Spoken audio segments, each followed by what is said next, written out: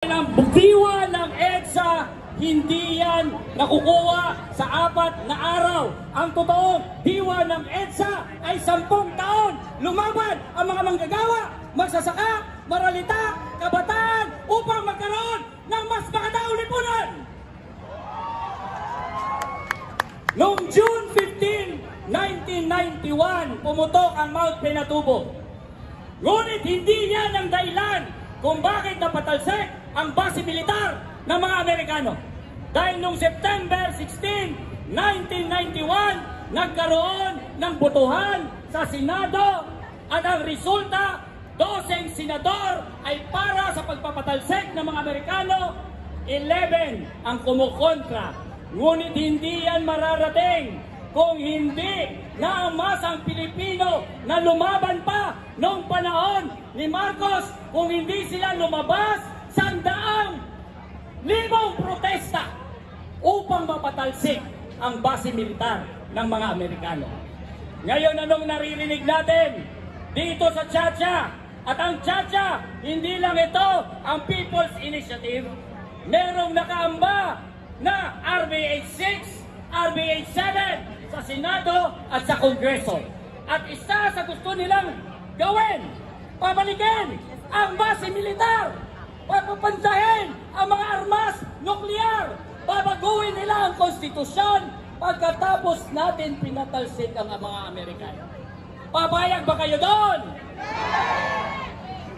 Itong mga to, ang ating mga senador at ating mga kongresista, babaguhin pa talaga nila ang konstitusyon sa panahon na meron tayong Duterte na nagmamanikluhod sa China, at sa panahon na meron tayong Marcos na magmamanikluhod sa Amerika, sa panahon na ginagawa tayong pawn ng dalawang nagbabanggang world power, bubuksan pa talaga nila ang konstitusyon para lalo tayo maging pawn, para lalo tayong maging pawn at tayo ang gagamiting sacrificial lamb sa gyera at dirian ng China at ng Amerika.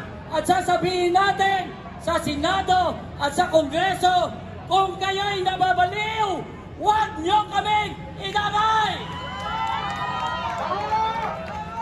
Buti sana kung ang ipapadala niyo sa gyerang yan ay ang mga troll army ni Duterte o kaya troll army ni Marcos. Ang ibabala nila sa kanyon, kayong mga kabataan! Kaya kayo meron ng mandatory ROTC. Ang ibabala nila sa kanyon, ang mga manggagawa, hindi naman sila. Kaya sasabihin natin sa Senado at sa Kongreso, kung kayo'y mga hunghang, huwag niyo kaming idamay! Kaya lalo nating lalabanan itong Tchatcha na ito dahil alam na natin ang mangyayari. Pag may base militar ang Amerika dito ulit sa Pilipinas, yung American yan, puproteksyonan niya tulad ng ginawa niya noong panahon ng martial law. Puproteksyonan niya ang mamamatay tao, ang diktador, bibigyan ng bala, baril, laban sa lumalabang masa ang Pilipino, at hindi na tayo papayag doon.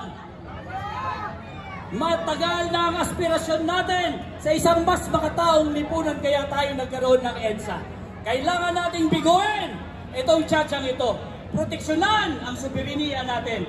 Ang Pilipinas ay hindi para sa mga imperialistang kano o kaya para sa China. Ang Pilipinas ay para sa patuloy na Rebolusyong Pilipino. Mabuhay tayong lahat!